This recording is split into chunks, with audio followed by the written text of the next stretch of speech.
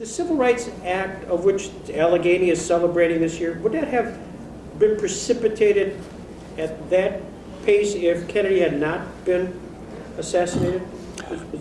If Kennedy had not been assassinated, I don't know if the Civil Rights Act would have passed the next year, would have become the '64 Civil Rights Act as it did in the aftermath of Kennedy's death. I think only Johnson had the moxie, had the ability to put it through Congress.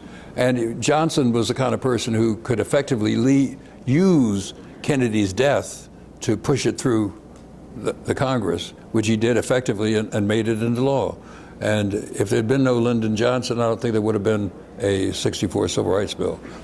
At least not in '64, maybe '65, who knows, but not in '64. 1966, Dr. King and you end up being co-petitioners in a Supreme Court matter. How did that happen, and what was that about? This is Bond v. Floyd. I had gotten elected to the legislature, and my colleagues, I got elected to a one-year term because the federal courts had created new districts in Georgia, and I was running in one of these new districts. And we were to have 1 year, the people who won these seats were to have one-year terms and then could run for a two-year term in the legislature. So I was elected to a one-year term, and in the interim, a colleague of mine named Sammy Young from Tuskegee, Alabama, had been shot and killed for trying to use the bathroom in a white-only gas station, shot in the back and killed. Now, he had lost one of his kidneys in the Navy. And the irony of this guy, having lost his kidney in service to his country and not being able to go to the bathroom, was just too much. And so a lot of anti-war sentiment that was bubbling up in the movement came to the surface, and we issued a anti-war statement which would sound like nothing today, but sounded radical then. And my colleagues to be in the legislature opposed the idea of my being seated and issued a petition against me and threw me out. They declared my seat vacant. I ran for the vacancy. I won the vacancy. They threw me out again. But this time I'm going to the Supreme Court, and I finally get to the court, and I'm sitting in the court next to my lawyer's law partner, Victor Rabinowitz, and his partner, Leonard Boudin, is talking to the Attorney General of Georgia is arguing that Georgia had a right to throw me out. And Justice, the one they called Byron White, said to him, he said, "Is this all you have?" He said, "You come all the way up here and this is all you have?" And I said to Rabinowitz, I said, "We're winning, aren't we?" He said, "Yes, you are." And we did, 9-0. So that's how I got out. So your name is there permanently? Forever. Yeah. Yes, that's right. Dr. King actually got on the pulpit and spoke in favor of this. And why was he willing to join as the petitioner in that case? I'm just trying to... He was a constituent of mine, okay, and so he had standing in that sense. He was being denied his representation in the legislature because of this, and he was opposed to the war. He was right at the point of edging himself into more and more strong statements against the war, and this was an ideal situation for him. He was committed to it, and it was the right thing for him to do. There's your name by the delegates of Wisconsin put into nomination as a Vice President of the United States. To offer a nomination, the wave of the future. It may be a symbolic nomination tonight, but it may not be symbolic 4 years hence. We offer a nomination with the greatest pleasure, the name of Julian Bond.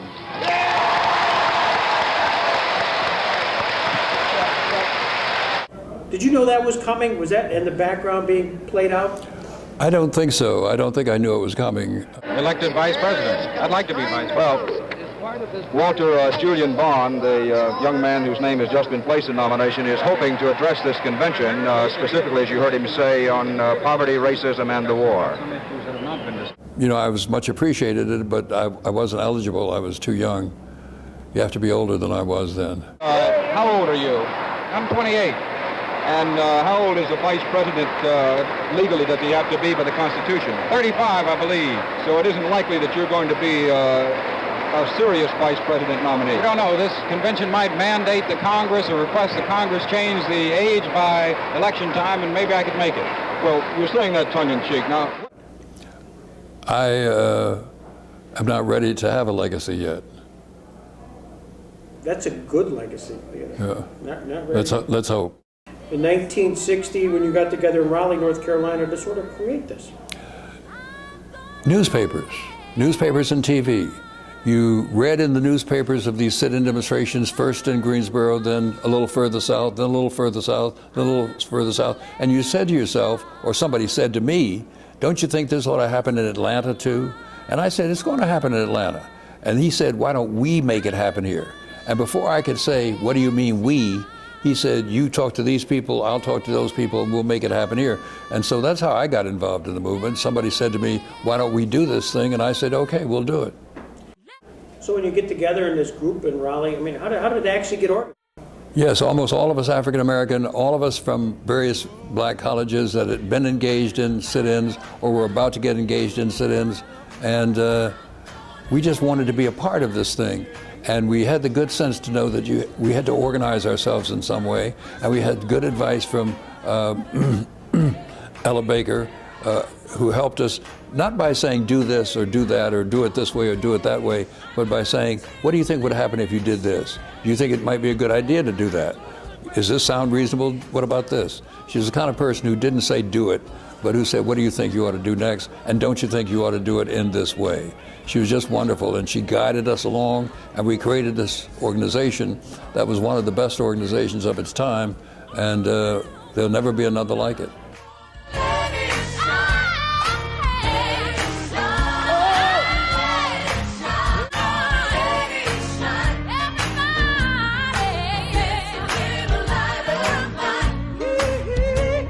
You feel an extra kind of onus that's emblematic of that time period so that no one ever forgets that which occurred during the 50s and 60s to sort of get to maybe some of the freedoms that students take for granted today? I think there's some people who've never remembered them. There's some people who will never remember them today. There's some people who have no idea of what happened then. We Americans aren't good with history. We don't treasure it as much as we ought to. We don't look at it as often as we should. We're not conscious of what happened yesterday or the day before that.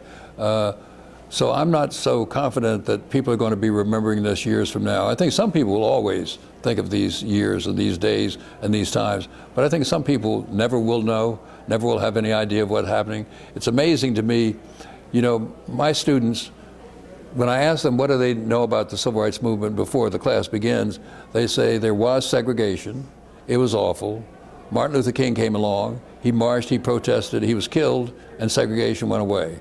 And that's what they know. And of course, that is the story, but it's not the whole story. It's not the real story. It's not the story of all the people who made the movement. And the job we have, who teach history, is to tell people there were lots of people in it, and some of them were just like you.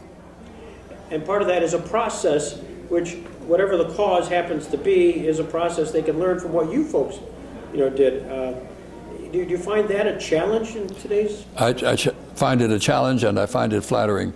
You know, I met with this group of kids, the Dreamers in Florida, who had occupied the state capitol in Tallahassee over the Stand Your Ground laws, and was lucky enough to be with them on the day they called it off. On the day they said, we've come far enough, we're going to do something else now.